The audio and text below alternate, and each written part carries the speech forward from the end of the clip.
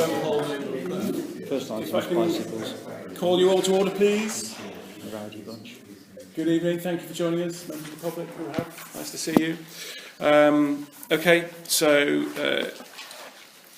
it's the neighbourhood plan meeting is a 1 hour meeting, so obviously we've got to keep a reasonably close check on timings. So we'll try not to diverge from the agenda if we can. So first item is apologies for absence. We've got a pretty full house. Have we got apologies from anyone? Councillor Fuller and both of the Oaks, Councillors Oaks. Okay, and I think everyone's here. That's great. Good to see you all. Next item is declarations of interest. So if anyone needs to make a declaration, now's the time. I need to declare I'm a resident of St Christopher's Drive. I will declare my usual comment about being a member of the Glapthorne Parish Neighbourhood Plan Working Party and a councillor in Glapthorne as well as here. Okay. And if there's no others, then the next item is public participation from interested parties or members of the public. So do any of the members of the public want to make any representations? Well, Alison maybe want to talk about the bicycles. We've got it as an agenda. We have indeed, yeah. Right. Yeah, of course, yeah. Thank you very much. Good evening, ladies and gentlemen. I won't make this too much of a formal presentation. I think you should have all had this document. Yeah. Our apologies from Paul Evelyn, he can't make it this evening. He's got GNS rehearsals this evening, so that's all for the Vintage Fair, so equally as important. Really just an update. We've been and presented some proposals for improvements to the cycle parking in Arundel recently. We've been working on this for a little while. Just an update, we've had your approval, thank you, by the Estates Committee for the Phase 1 sites. We're now looking at Phase 2. Now, Phase 2 has been based on the Transition Annual Report of 2014 and communications with Councillor Robinson and Councillor Clark, who have walked through the High Street and spotted some areas where we think the Phase 2 funds could be spent. The funds, just going back to remind you, the Council has £7,006 to spend by June 2019, which is why we're here today, really, to just try and push this through a little bit quickly. Arundel Business Association, which I'm a member and so is Paul, we have worked on getting a grant for £5,112. We need to spend that by September 2019, but we need a third match funding on that. So our proposal was to split it into 2 phases. Phase 1 is signed off. Phase 2 includes locations at, for example, the car park, Queen Victoria Hall, some improvements there on some wheel clamps and some O-rings, some O-rings around the chapel bar, or the chapel where Ashes is, a couple there, and there is a bike shelter proposal possibly at the old courthouse, because they would like some additional cycling parking there. We also have the possibility of a hanging multi-rack at Fletton House here, which would support the cafe and possibly the doctor's surgery. St Peter's Church, we have the possibility of some small, attractive cycle, they call them cycle toast racks, so there again, and some possible wall hoops at St Peter's Church as well, subject to speaking with the planners there. So we would like, if possible, the approval to spend the council funds, which are left at £7,472, and the Arundel Business Association grant funds we have left currently are 857, and we'd like to possibly commit this money, if possible, to these proposals. So our follow-on actions really are agreement on spending. We'd like to get agreement on spending and negotiate how we go about transferring those funds into the suppliers' accounts for the spend. And then possibly after that, we'll come back to you with more details of what these cycle racks, the sites of them, and the details of what they're actually going to look like and what they're going to be made of. So it's really, we're up against the clock a little bit about on the funding. I hope that's acceptable. Okay, thank you. Thanks, Alison. It's next item, but one on the agenda, so we'll discuss it when it comes up, which will be very quickly, because as far as I'm aware, there are no other considerations for requests for consideration by other interested parties? No, nothing else. So in fact, that is then the next item. So the item is to provide preliminary approval for bicycle parking locations in town and release of grant funding. So maybe I can talk Sure. to add to what Alison said. So we are in a slightly embarrassing position that unless we spend this money, we have to give it back to ENC. So we've got to use it or lose it decision. We've had a lot of discussion about locations, and we still sort of need to finalise that. But what I would like us to be able to do tonight is buy the hardware, and then do the finalisation on location, in due course. But if we buy the hardware, then at least we've got the money in it, and we've used it for something sensible that it was intended for. Last question, please. yeah, Is this the end of it, or is there more money needed More money. afterwards? Yeah. As far as I'm aware, we've got some fitting costs, and I'm not sure, on whether that will come out the other half of the funding. Or if it doesn't, we might have to find some money for fitting, which is, essentially bolting. Okay, one other question. We don't need to get planning permission for it. So originally, I read that the planning permission was required, but that is only about the one that we're looking at in the marketplace. Okay. Yeah, the smaller, the lesser ones, not a planning permission issue. What about the church commissioners? So we'd need, they would need, they'd need to finally to say this is all right with them. So we can't go screwing stuff on their That wall. takes time, that's Yeah. really what I'm saying. Yeah. But just in terms of buy the hardware, and then we'll find that we'll agree the locations with What them. if we bought the hardware and then found we couldn't get... Well, we've got the hardware and install it, we'll have to then do we've got- something. The alternative is to give the money back to ENC. No, right. I'd rather buy the hardware and find a location than give the money back. So all I need really today is approval to get down and buy the hardware. So you do the motion. If that was a proposition, I'll second it. Has everyone asked any questions they want to? Yeah, so if we've got a proposal and a second then, so those in favour?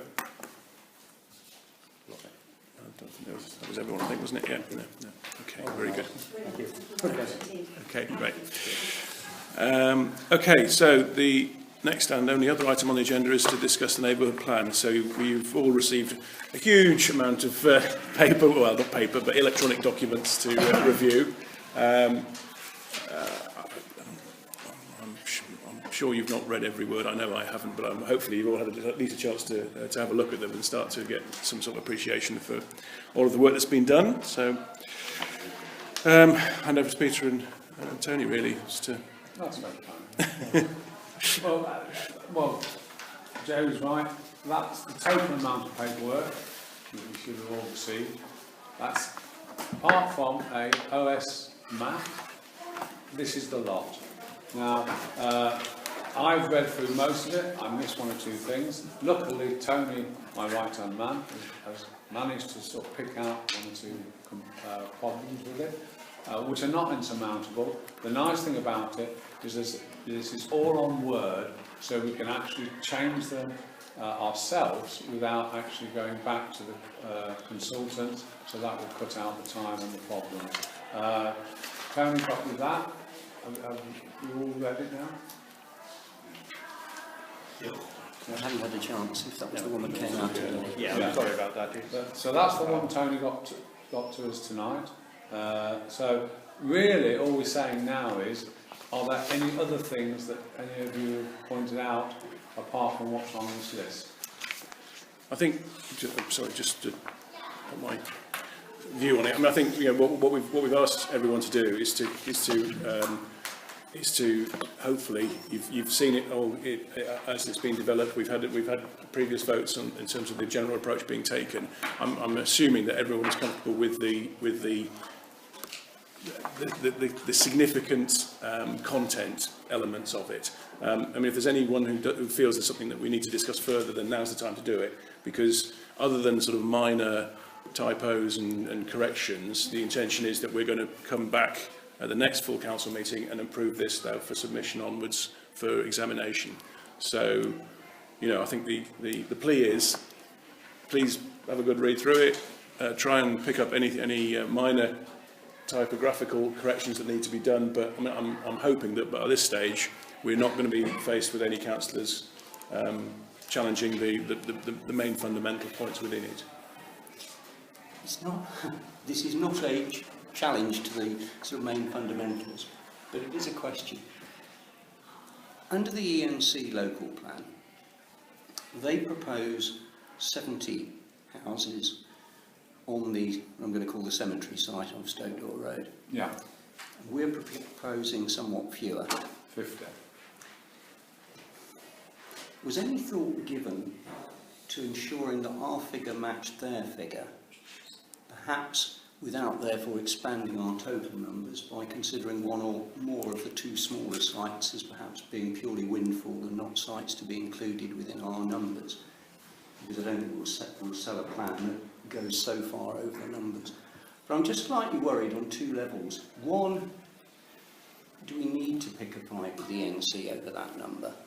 And two, if there is a question about park developments not being acceptable, then ours at 50 seems to be a park development if they reckon they can get 70 on the site. I just raise it because I don't know whether that issue's been raised or discussed with anybody. We actually checked with David Wilson, and they don't own the other part of the land. So they can't develop more than 50 houses on the plot of land they've got. If they purchase the other plot of land, then yes, you're right, you're dead right, it would be then classed as a park development and would have to up the amount of houses to 70. But at this moment in time, and we can only go on what we have information on, and the planners have gone through this and everything else, is that David Wilson only have enough land to build 50 houses on. We have confirmation of that from David Wilson, and the other land is not owned by them, so we can't sort of see. With the local plan, they did that as a pie in the sky thing. You could put 70 houses on there, even if David Wilson didn't own the land. But David Wilson don't own that land, so we can only comment on what David Wilson own, not on the land that they don't own. Well, that sort of harks back to what my understanding of the position had been some years ago, because it was always the case that that site was in two separate ownerships. And as far as I knew, the second owner was not putting it forward. Which of course then raises the question, since ENC are now proposing a site which is undeliverable, because you can't get 70 houses on that site, doesn't that further undermine their local plan? Well, again, you see, after having discussions with DLP the other week, I think we all know that the second part of the local plan is totally flawed, and they will be coming back with something, I think, probably totally different and almost the same as our plan. You know, they're re-looking at it, reviewing it, and these people, how can I put it, the last consultants were not to the quality that their new consultants are, and I would say to you that these people are more realistic and understand the situation in Arundel as opposed to the ACOM, who actually never even came to Arundel. They did it somewhere wherever their head office was, and they just looked at the map and decided, oh, they can do that. That's how bad that consultation was. And that's why, obviously, ENC couldn't go forward with the local plan part 2. And they've had to bring in DLP to actually put it right, because there were so many flaws and so many mistakes by the consultants. So all I can say is, again, we can't do any more than the 50. If we put the 70 in, we would be going against what David Wilson has said. So I can't see how we can do it. I wouldn't want to on that basis, make it clear, but I was alarmed by the apparent discrepancy. But it's nice to know that we've got it right and the NC have got it wrong again. So I thought it was very interesting that technically that piece of land can become completely locked in if David Wilson's do not put an access road to it. You know, so if that, you know, now in our plan here we talk about an access road to that piece of land off the David Wilson site. So, you know, even we admit that it could be at some point developed.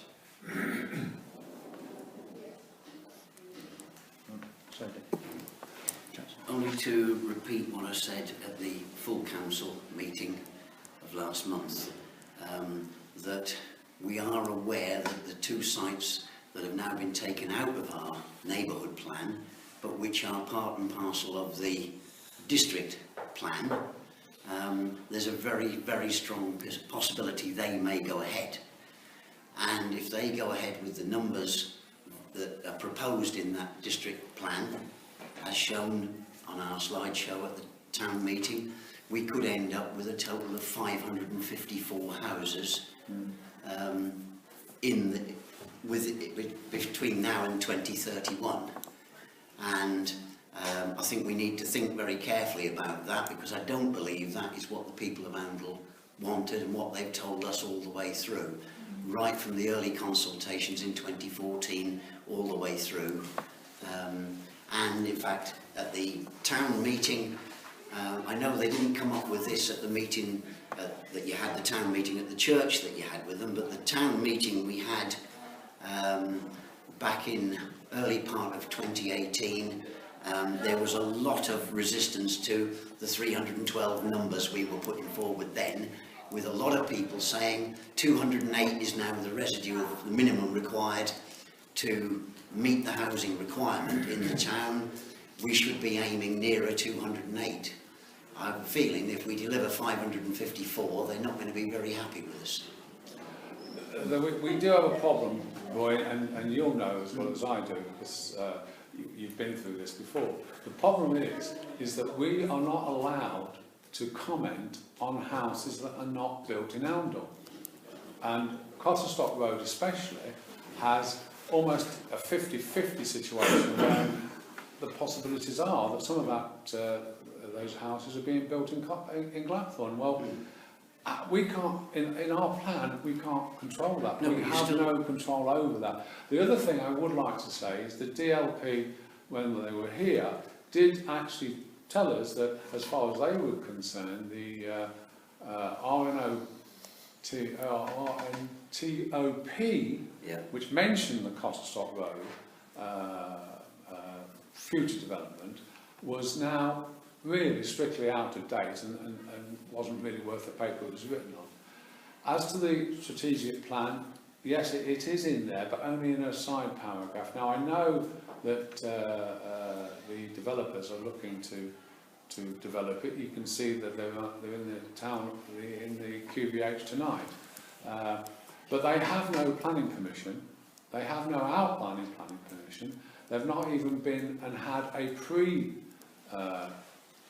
application for planning at all at the moment. So they know they're on a sticky wicket. Yes, they have. Have they had a pre-planning? Oh, sorry, when did they have that? March the 4th. Sorry, I'm out of date. Because they paid for it. I'm out of date. So that's the only thing they've done. So they have no, at the moment, they have no sort of, oh, I've had the pre-planning, but they haven't had a draft plan and they haven't had any planning applications gone in. With Persimmon, I know they've had a pre-plan plan meeting, because again, I know about that one. But again, it's not in draft form, it's not in planning. And there are, if you read the essays, and we've been very careful to make sure that the essays fell in line with what, you know, we didn't actually do it, it's obviously an independent thing, but the essays against Ashton, I'll call it Ashton Road, most people call it St Christopher's Drive, is there are a lot of problems getting access into that particular site, and they outweigh, if you like, the planning that Persimmon want to do on that site. You know, I mean, just a simple thing is the hedgerows.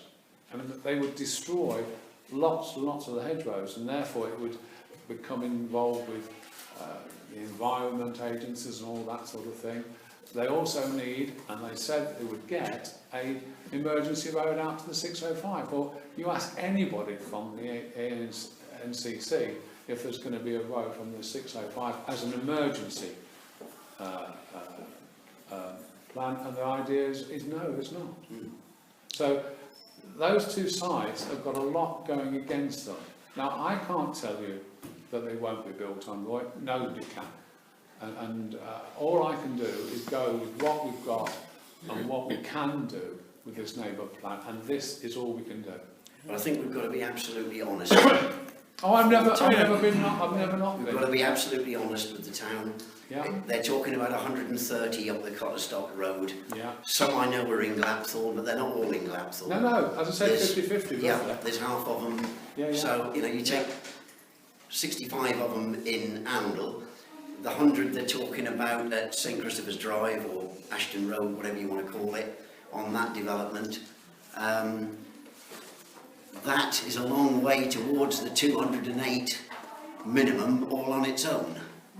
But, I mean, And if they are likely to go ahead, I think we need to be aware of that.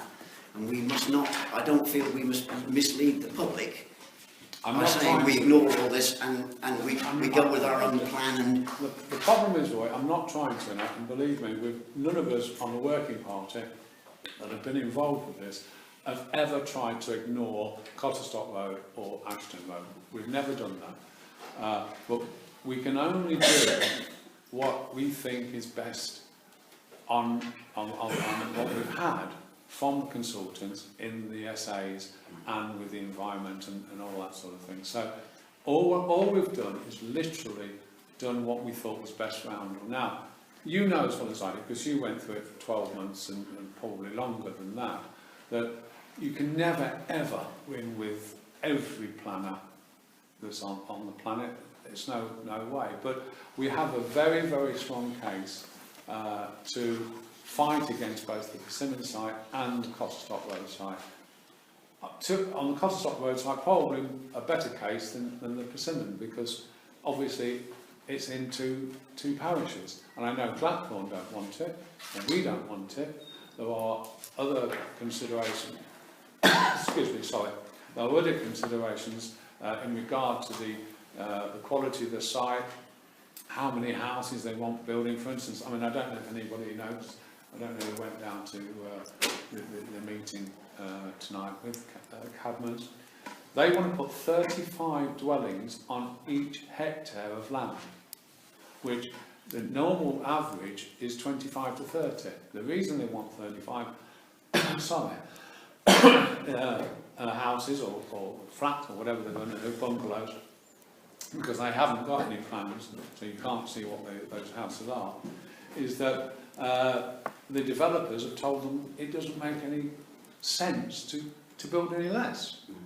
Now, if that's the situation with that, because they're supposedly giving us a walk, a bikeway and things like that, which from what we've gathered from other town councils, that won't happen, then we don't see how Cadmans can go ahead. Plus, you also have the problem that they have with David Webb. You know, David Webb house for the development looks as though they'd have to buy that house and knock it down so they could get through to it. They wouldn't be able to go around, and he's not selling. So there's an obstacle there for a start. So there are several reasons why Cotterstock Road is not a very good site.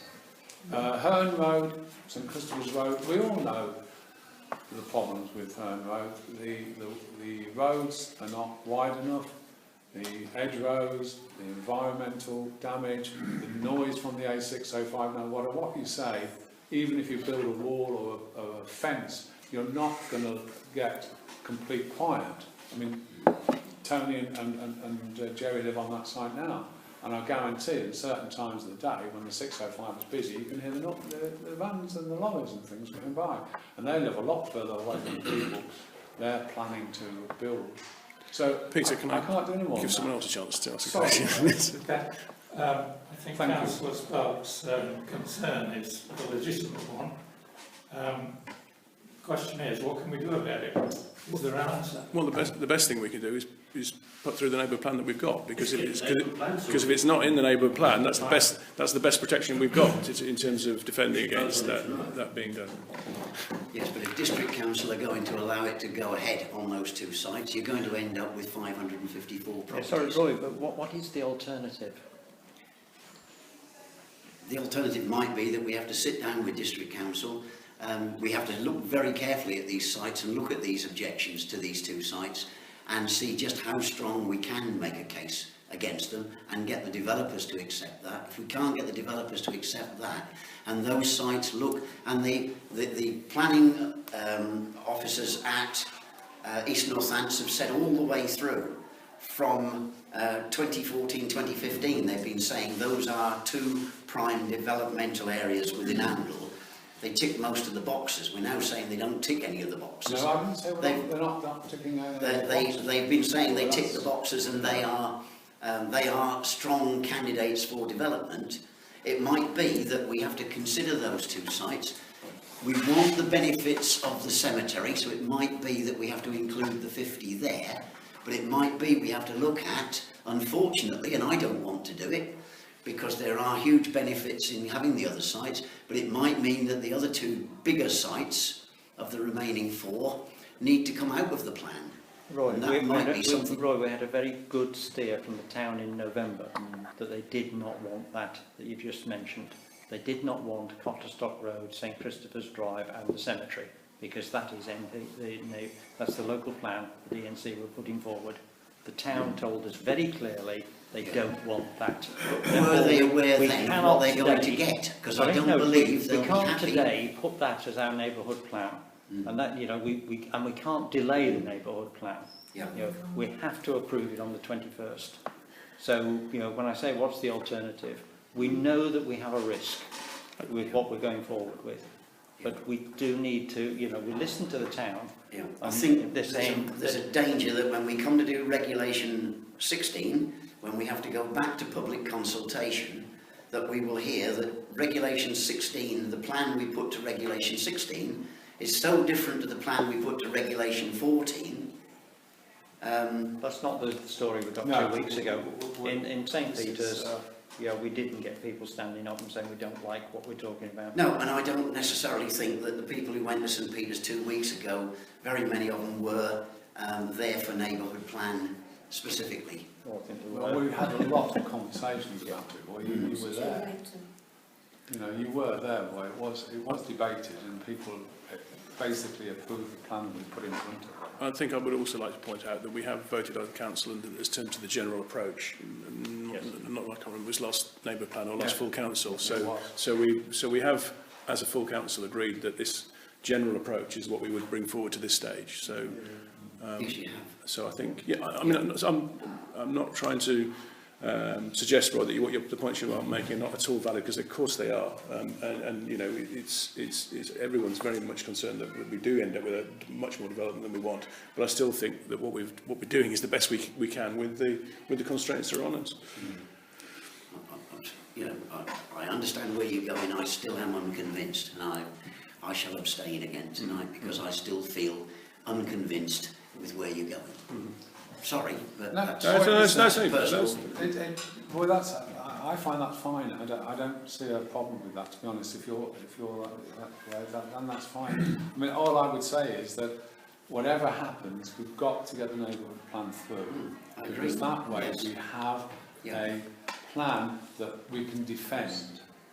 Without the neighbourhood plan, we can't defend. It's as simple as that. When and if the planners come, Persimmon come and Cadman's come, then as a council, and I'm quite happy to, and I know Tony would be as well, would be to fight tooth and nail against Cotterstock Road and Ashton Road. So I don't think just because we're passing the neighbourhood plan, it's the end of it, boy. I think we've got a long, hard fight in front of us, and we've got to continue to do that. we certainly have, because I don't think companies like Persimmon, and I don't want to carry on with this, but I don't think companies of the strength of Persimmon would be hanging on to that plot of land unless they felt they were going to get ahead and develop that with the numbers they're considering. Just for detail, Persimmon don't own that piece of land. They might not own it yet, but they have an option to purchase it.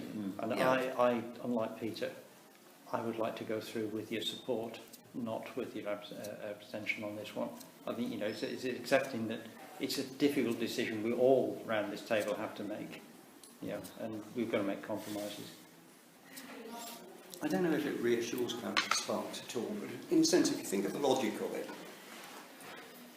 if the neighbourhood plan goes through based on the sites that we are saying should be developed, and by go through I mean get all the way, including to referendum and past a referendum, it does become a planning document which the planners have to take into consideration. Yes. If ENC ultimately produce a local plan that is at odds with the neighbourhood plan, the logic of it is that they're going to say only the sites that we have put forward for residential development in the local plan should be developed, which means they'll be saying there should be no development at Herne Road and no development at Bennefield Road, which then pulls the numbers back down again. So, although I think there could be this theoretical risk we end up with more, I think it's far more likely we'll end up with roughly the same number whichever route we go, just that if we back our plan, they'll be in the sites that we think are best and which the town appears to back us on, as opposed to what ENC is saying, which has no great support within this community as far as I can see. And I would add that I think I was It just ahead seems of like that. this is a level of mitigation on this thing. I mean, but I think eventually, as we all know, the town will grow, and this way as everyone said, we have control over it. If it's just left and the local plan goes through, then we already know that all the land around Downhill has already been bought, and it will be developed, and it's a huge. But this way, we could control it. And it's the only. I totally agree. It's the only way we can have some governance over it. Well, I'm just thinking, and we've got to a point when we've got to take a risk. And if we don't, the whole thing might collapse like a house of cards. Yeah. It'll It is. be It's a bigger problem. It's a big decision we all have to make here. I just hope we can all do it together. I mean, Sorry, just to add that, I'm aware of the, when we talk about ENC, we're not talking about our elected representatives on ENC, who, we seem to have 100% support of in terms of what we're doing here. So, well, 2/3. But no, you just make sure we don't tar everybody with the same brush. When we talk ENC, we're talking about particularly the executive in ENC, not the elected representatives. Chair, not only is a lot of the land owned by developers who will develop it at some stage or another, maybe not yet, but 2013 onwards. Persimmon is one of the previous director of Persimmon is one that owns a lot of acres of land just to the north. I bought them recently. They only do that for one reason, and the government are stretching quite hard now to get more houses built. They will want more houses from us, no question, at some stage or another. And they'll go to these sites like that. So whatever it is, we can't really stop bulk housing coming in. The only way we can slow it down and bring an element of control to it is with the neighbourhood plan. Nothing else. And it doesn't really matter if the neighbourhood plan or district plan. If the district plan goes through, all the neighbourhood plan sites will want to develop it. So we'll be up to 700 houses again. Yeah, with you all the way on the neighbourhood plan and the purpose of it, but it's just what the content of the neighbourhood plan is what worries me. Yeah. Because I don't know that we're being that we're being entirely honest with the public about it, and that we're telling them what is likely to be the outcome. No, I think we've been totally honest, Roy, and the meeting in St Peter's 2 weeks ago, I think we were totally honest with the situation that we're in. Everybody understands. What would be, I think, totally wrong is to give in at this point because we see pressure coming from developers. We should stay with our plan, and as David points out, with the numbers. It will say that if that's going through, then this isn't. Fight them on the beaches. I think Oundle has a good reputation for fighting for what it wants, and hopefully, once the neighbourhood plan goes through, and if there are developers then decide they want to sort of try it out, I think Oundle will fight. I will tell you what worse would be if there's no local plan and there's no neighbourhood plan, what's going to happen? Developers, oh, I've got 4,000 houses in there. Yes. That's it. Yeah. We've certainly got to have a neighbourhood plan. I'm just concerned about this. I think you said enough. Yeah. No, I think we need two documents. We need a neighbourhood plan and we need a local plan. And our fight is for both of them. We want the local plan to be correct. And it starts by the first of the documents, which, as time has gone, is ours. The first of the documents will say clearly what it is the people of this town would like. Then we'll work on winning over the executive of the NC, to bring them in with what we want. And we know even if we've got the local plan in that way, we're still into a battle over people that all want to develop. Okay. I mean, we haven't got an agenda item to make a decision on this tonight. This is just really warming you up for next time when we're really have to when we'll have the final document with any minor typographical errors corrected, which we'll be looking for your approval for in 2 weeks' time. Yeah. Okay. So what we're hoping, we don't want in 2 weeks' time other things that people like myself noticed this afternoon. It's like if you've got anything, it's the next 2 days, but nothing beyond that, because we've got a fair amount of redrafting to do. And with these documents, as soon as you change one line, everything slips off a page and you get into other problems. So we've got an awful lot of final editing to do. But I think the message is that basically next time, even if there are a few bits that we might ideally have liked to change, we're going to approve it as it appears. We're going to ask for your approval as it appears. We've got the meeting on the 21st. We need to hand it over to ENC on the 22nd. Or the 23rd of the latest. Because on the That's 24th, the 22nd. on the 24th, it goes live. Yeah. Okay. Right. Well, last item then is just any other relevant matters for report only. No. No one got anything? No. No. Okay. Well, we'll close the meeting then at 19:37. Sit around.